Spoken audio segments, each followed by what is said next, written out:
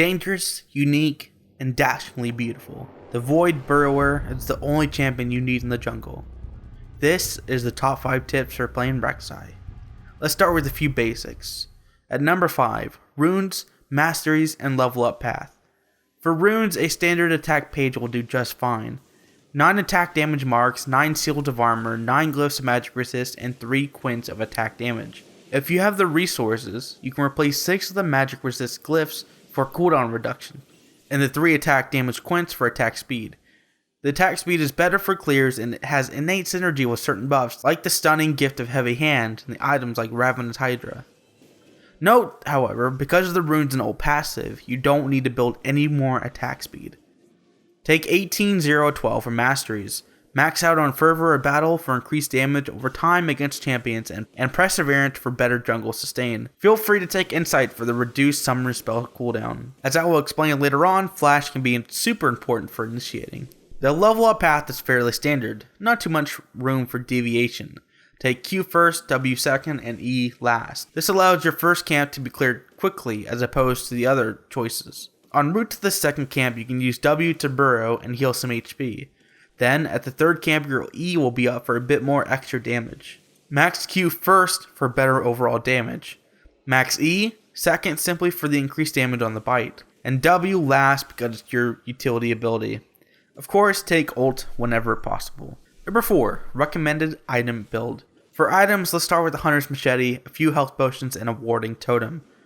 Follow up with a Stalker's Blade in either the Warrior line or Cinderhulk line. We take Stalkers because of the slow, which helps with chasing and gap closing, which is a major weakness for Rek'Sai. Warrior is then upgraded because of the damage. You can certainly take the other types jungle items like Tracker's Knife for vision, and specialty lines based on the situation at hand. Specifically, I don't like using Cinderhulk because it reduces my damage output by a pretty considerable amount, but it may be necessary just to stay alive if you're behind or your team needs a tank. Pick up some boots, Mercury Treads or Ninja Tabai, depending on the enemy's team composition. Then upgrade them with whatever you like. I typically go for Alacrity for better mobility. Consumable wise, you can switch to the Sweeping Lens or stick with the Totem. By this point, you pretty much don't need potions, but make sure you have at least one pink ward placed on the map. Towards the mid game, you need to decide what your team needs and fill that role. Squishy team, build into Randuin's Omen and Spirit Visage to soak up damage. Have a nice gold lead or feeling confident? Take a Ravenous Hydra and a Dead Man's Blade. Generally a good path to take is a bit of both. Take Black Cleaver for mobility and damage, Dead Man's Blade for defense, Randuin's Omen again for defense, and Ravenous Hydra for a bit more damage. Take Spirit Visage if the enemy team has a lot of ability power, and conversely, with Randuin's Omen against a low attack damage team. If you don't like Dead Man's Blade, take it out and simply replace it with Randuin's Omen and take Frozen Mallet instead. Black Cleaver gets a nice amount of everything and should be included in most, if not all, of your builds. Regarding when you should build which item depends heavily on the situation. More often than not, my first 3 items are jungle item, boots, and a damage option. This gives you the primary stats you need to succeed in any of the different playstyles. Then assess the situation. Is your team doing extremely well? Go for more damage. Are you doing well but your team is not? Maybe tread on the side of defense. Similarly, go for defense if you are behind. For miscellaneous damage, consider a Maul of Marmortius, a Trinity Force, a Yumu's Ghost Blade, or a Frozen Mallet. Yumu's is more of a goofy pick, but can actually help you if you face against heavy disengage. And the other 2 are a bit more damage plus the respective defensive stats. Keep in mind not to go overboard with damage. Rek'Sai is inherently pretty squishy and requires at least a defensive item or 2 to not die immediately. For miscellaneous defense, consider a Banshee's Veil, a Sunfire Cape, a Thornmail, a Guardian Angel, or a Warmog's armor. I typically don't actually go for any of these, but just keep it in mind just in case the situation calls for it. In the very late game, feel free to sell a jungle item for something else and buff yourself with an Elixir of Wrath. Number 3, in depth with the abilities. Passive, Fury the Rek'Sai. Basic attacks and abilities build Fury. It will gradually tick down if you haven't gained any Fury for 5 seconds. If Burrow is used, Fury will tick down by 20% per second and restore health in the process. Using Queen's Wrath will increase the Fury by an exponential amount as opposed to just regular basic attacks. Don't bother trying to save and siphon Fury. Build it and use it as soon as possible for optimal results. Burrow between each camp and sometimes during them to restore health.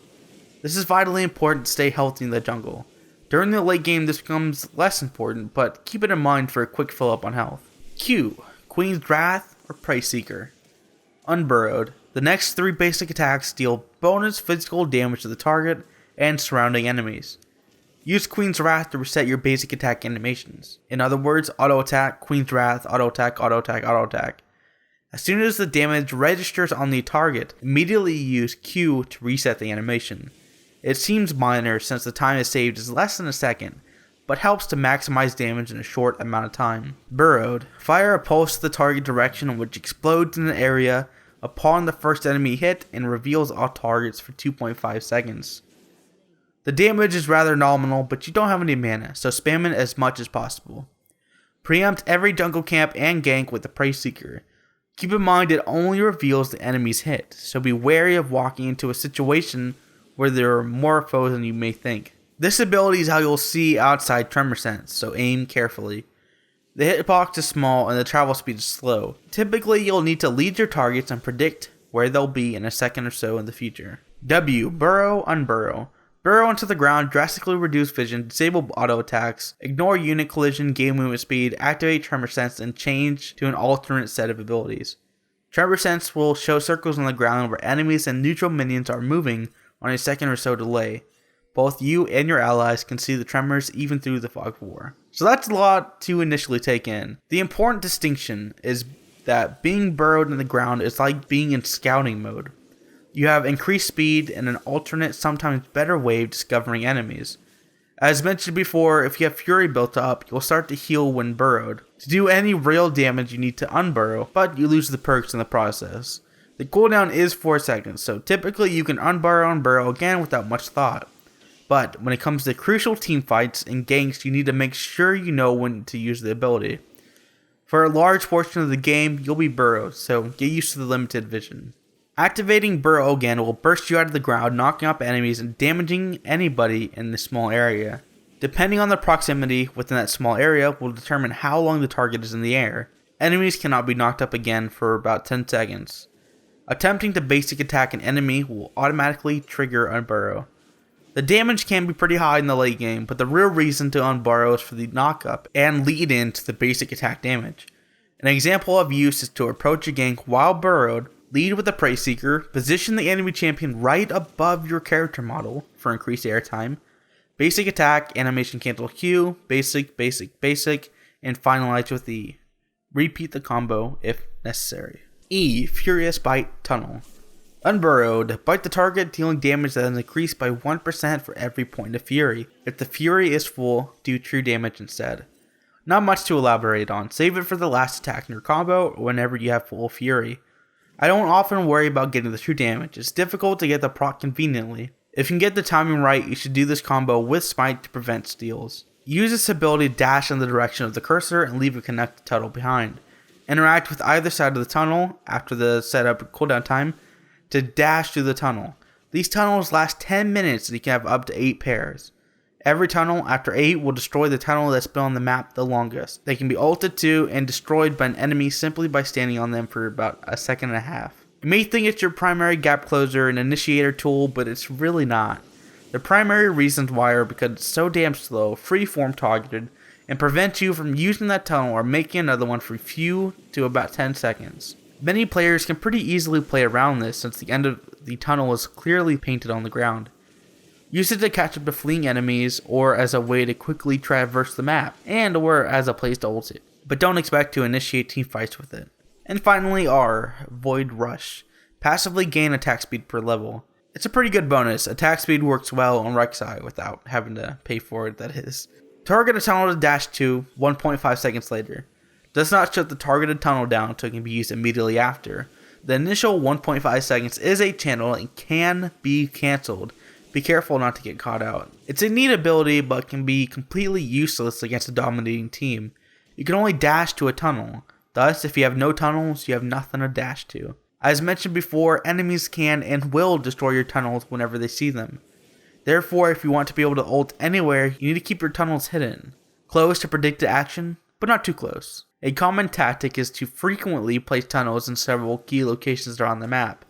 but you will be forced to reduce the amount of times you can freely use the ability simply to chase enemies or to quickly traverse the jungle for fear of ruining a good setup. When you should use it is entirely reliant on the situation. More often than not, you can use it just to get back to the jungle or lane faster. Some like to claim it's perfect for counter ganking, but it's not. You have to have a tunnel nearby, have the ult off cooldown, notice the gank and ult fast enough, and be ready to fight. There are just so many conditions that to be met that just doesn't happen, not even in competitive play. I suppose against better players you can simply use the fear of the ult as a method to exert pressure, but then you never actually use it. Otherwise, it's pretty rare to use in any other manner. It's like a worse version of the summoner spell teleport. Number 2. Major pros and cons.